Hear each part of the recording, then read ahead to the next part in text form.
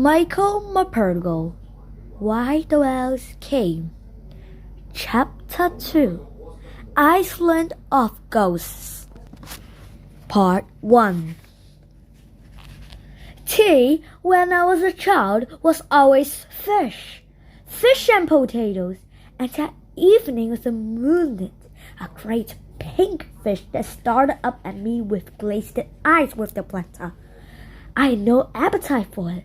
All I could think of were those two letters in the sand on Rushy Bay. I had to know one way or the other. I had to be sure it was the Birdman. I forced myself to eat the fish, for I knew Mother and Father would suspect something if I did not. For Moonin was known to be my favorite fish. We ate in silence, busy ourselves over the fish. So I had the whole meal to work out how best to ask them about the intentals in the sand without incriminating myself. "Saw the Birdman today," I said at last, as casually as I could. "Hope you keep the distance," said Father, pushing his plate away. "With young Daniel Pender again, were you? Always with him, aren't you?" And it was true, I suppose. Daniel Pender and Tracy Jackins were a pair, inseparable. We always had been. He lived just across the way from our front gate at Mineral Farm. Whatever we did together. Father went on. "Proper young skillywag, his father says that he is, and I can't believe it. You be sure he doesn't lead you to any trouble, my girl. Always looked like a big puppy, that one with his arms and legs too long for the rest of him. Hair's always stood up on his head, like he's just got out of bed. Proper skillywag he looks. Looks and everything," said Mother quietly. And then he smiled and added, "They can't be, can they? Else how could I ever have come to pick you?" "My beard, perhaps, Clemmy." Father laughed, and he stroked his beard and smoothed his mustache. He always called her Clemmy when he was happy. It was Clem when he was angry. "You leave Daniel be," said Mother. "He's a clever boy, clever with his hands. You see those boats he makes? I help him," I insisted. "I paint them and I make the sails." "Been sailing then all day, I suppose," said Father. "Out by the pool, were you? That where you saw the Birdman?" "Yes, Father," I said. "And then about the Birdman, Father, everybody just calls him the Birdman, but he must have a real name that, like other people, mustn't he?" "Woodcock," said Father, sitting back in his chair and undoing a notch in his belt as always did after a meal. "Woodcock, that's what his mother was called anyway. You can see for yourself if you like. He's buried down the churchyard somewhere. Last one to leave the Sansom, they say she was, her and the boy. Starving they were by all accounts.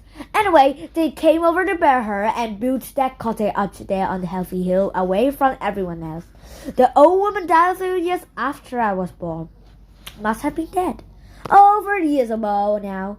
The murderer lived on his own dead ever since. But you hear all sorts of complaints about his old mother. That some will tell you she was a witch, and some say she's just a plain mad. Perhaps she was both. I don't know. Same with the Birdman. I don't know whatever he's just meant or evil with it. Either way, it's best to keep away from him. There's things I could tell you." "Don't go frightening her now with your stories," said Mother. "Anyway, it's only rumors and tittle-tattle. I don't believe half of it. If anything goes wrong on this island, they blame it on Birdman. Lobster aren't there to be caught. It's his fault. Blazing the potatoes, it's his fault. Anyone catches the fever, it's his fault. Dog goes missing, they say he's eaten it. Lots of old nonsense. He's just a bit simple, bit mad perhaps, that's all." "Simple, my aunt," Father said, getting up and going over to his chair by the stove.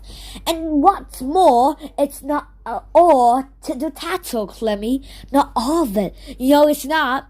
There's no need to tell her any more. said Mother. Long as she doesn't go anywhere near him, long as she keeps on Samson, that's all that matters. Don't you go filling her head with all those stories. But they're not all stories, are they, Clammy? Remember what happened to Charlie Wepper?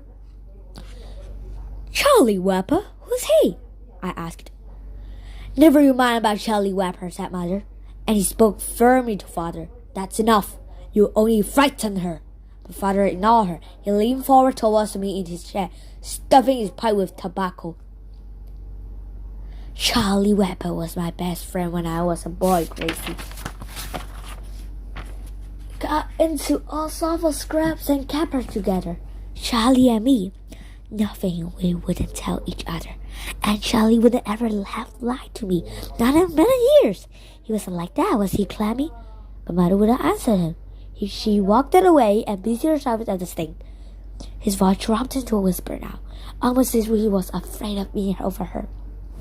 There's always been strange stories about Samson, Gracie, 'cause people only half believe him, but they always steer clear of Samson all the same, just his case. But it was all on account of Ferdinand and his father that Samson became a place no one dared to go near.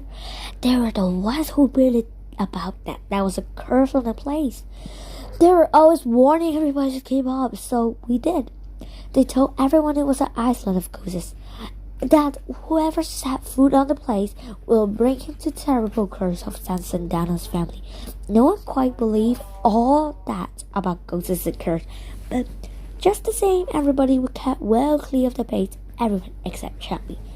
Father lit up his pipe and sat back in his chair, which creaked underneath him as it always did whenever he moved. I never went over there, but Charlie did. It was a day I'll never forget. Never. Never. Low tide. No water to speak to between Piper and Samson. You could walk close. It was my idea, and not what I'm proud of, Gracie. I can tell you it was me that there, Charlie Wepper. I attempted to walk over to Samson. We had always started and shouted to do silly things. That's just how we were.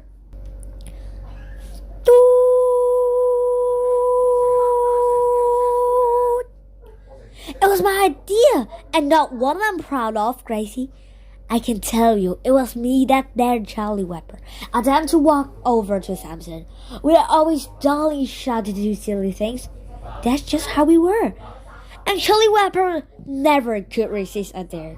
I stood on top of Samson Hill and watched him running over the sands towards Samson, lipping the pools. It took about 10 minutes, I suppose, and there was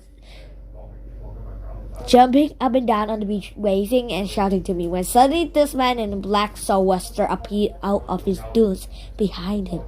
Came from nowhere. He began screaming at Charlie like some of the man's friend, and Charlie ran and ran and ran. He ran like a hare all the way back across the sand, stumbling and splashing through the shallows. By the time he reached me, he was white with fear, Gracie. White with it, I can tell you. But that's not all of it. That very same night, Charlie Wepper's house was burned to the ground. It's true, Gracie. Everybody managed to get out alive, but never find out what caused the fire. But Charlie knew a way, and I knew. Next day, Charlie went down with the scarlet fever. I called it after him, and then near enough every child on the island got it. I called it after him, and then near enough every child on the island got it. Until Mildred, Danny's Auntie Mildred. He was just a baby at that time and nearly died of it. Did Charlie Wepper die of it? I asked.